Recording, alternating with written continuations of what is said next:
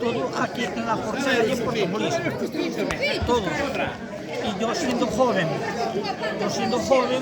andaba apañando siempre las mañizas para los pajares que se hacían y las casas. Galego, fálame en galego. Das casas bellas, levábamos todo. E despois mallábamos os garbanzos, todos cormallos.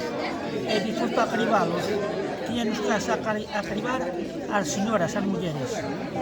E despois outros empezamos, e que este Manuel que está aquí diante, para limpialos os garbanzos, encendía o motor do sulfato, o motor, e para limpialos poñíame eu de frente, e diante o meu pai e da miña mãe para descanse, e se le limpiaba os garbanzos todos, quedaban todos limpios como se salieran de la tienda, todo.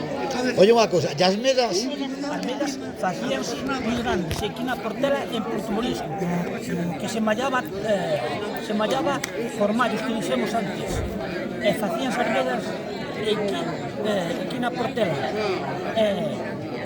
E había que se subir ao alto todos con unhas furticas para poder subilo ao alto. A medera de cada casa. De cada casa, sí, todos. Que era o montón. Exactamente.